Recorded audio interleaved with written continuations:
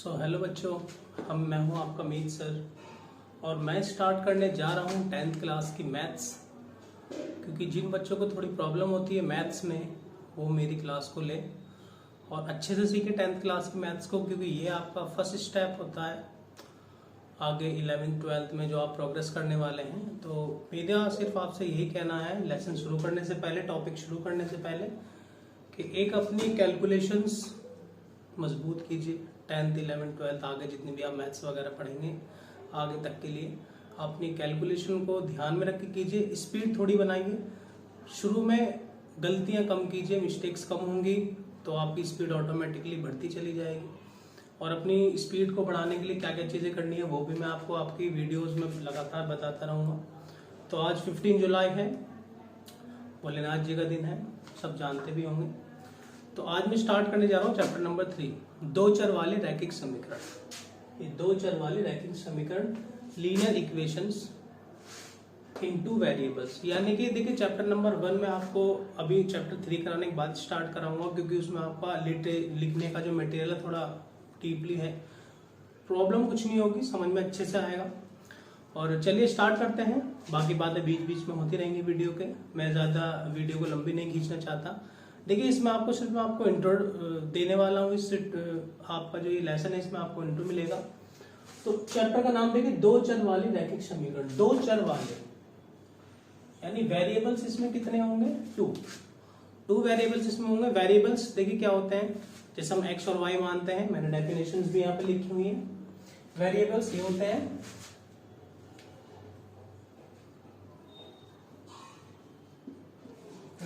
Variables मतलब कि ऐसी वैल्यूज जिनके जो वैल्यू, इनका जो मान होता है वो स्थिर नहीं होता। स्थिर का मतलब क्या होता है? फिक्स नहीं होता। मतलब कि जैसे हम एक्स वाई मानते हैं, ऐसी राशि जिनका मान स्थिर नहीं होता। सिंपल ये आपका डेफिनेशन नहीं आएंगे एग्जाम में, आप भी गई तो आप नंबर लिख दिएगा डायरेक्ट कि the number these values are not fix, that's called variable numbers. देखिए इसमें हम मानते हैं x y z, a b c d, a b, जो भी हम लेट करते हैं या किसकी वैल्यू फिक्स नहीं होती। जैसे हमने एक्स माना, कुछ वैल्यूज मानी, तो उनकी वैल्यू कभी फिक्स नहीं होगी। किसी चैप्टर में एक्स की वैल्यू अलग आएगी, किसी क्वेश्चन में एक्स की वैल्यू अलग आएगी। तो वैल्यूज जो है इनकी अलग अलग आती रहती हैं। तो वो वैल्यूज क्या होती हैं? वेरिएबल्स। कॉन्सोनेंट जो ये आपके होते हैं अचर राशि। अचर राशि ऐसी राशि होती है जिनकी वैल्यूज क्या फिक्स होती है, जो एक बार इसकी वैल्यू हो गई तो हो गई। जैसे 1 है तो 1 1 ही होता है, 2 2 2 ही होता है। ये g की वैल्यू लिखते हैं, स्मॉल g है ये, स्मॉल g ये है ग्रेविटेशनल कांस्टेंट। g की वैल्यू 9.8 जो साइंटिस्ट है उन्होंने फिक्स कर रखी है। आप कहीं भी अमेरिका में पढ़े, कहीं भी पढ़े, g की वैल्यू आपकी ये फिक्स करेगी। तो देखिए चैप्टर की तरफ चलते हैं। यहाँ पे देखिए दो चर वाले रैखिक समीकरण, यानी इस क्वेश्चन में, इस चैप्टर के अंदर जितने भी वेरिएबल्स होंगे वो हम दो मानेंगे, दो अलग अलग। ए बी, ज्यादातर इस चैप्टर में एक्स और वाई मानते हैं। एक्स और क्या मानते हैं? वाई। ये फर्स्ट वेरिएबल है और ये क्या है? Second variable.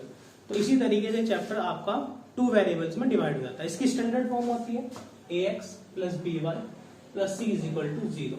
यहाँ पर ए की वैल्यू और बी की वैल्यू, ए की वैल्यू और बी की वैल्यू और सी की वैल्यू, ये रियल नंबर्स होते हैं, वास्तविक संख्याएं होती हैं, यानी कि जिनकी वैल्यू फिक्स होंगी।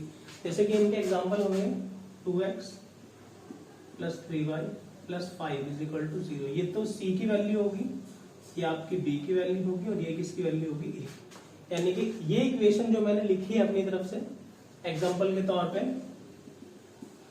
इसमें देखिए ax plus by plus c is equal to क्या होगा? 0। यानी जो भी इस चैप्टर के अंदर हम इक्वेशन सॉल्व करेंगे उसे सबसे पहले हम स्टैंडर्ड फॉर्म में चेंज करेंगे। ax plus by plus c is equal to 0। यानी जो x टर्म वाला जो पद है हमारा उसे पहले लिखेंगे, फिर y वाला लिखेंगे और फिर लिखेंगे हम c। इसी तरीके से ये चैप्टर का इंट्रो था आपका।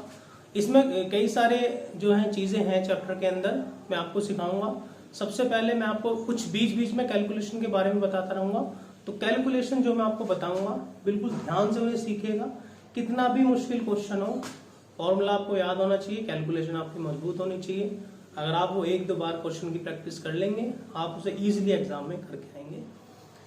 मेरा नाम है मीत और आप हैं मेरे साथ आर के क्लासेस में। अगर मेरी ये वीडियो पसंद आती है तो लाइक करें, सब्सक्राइब करें। और 10th क्लास के जो स्टूडेंट हैं जो मैथ में थोड़ा सा भी वीक महसूस कर रहे हैं, मेरी वीडियोस को ज़रूर देखें।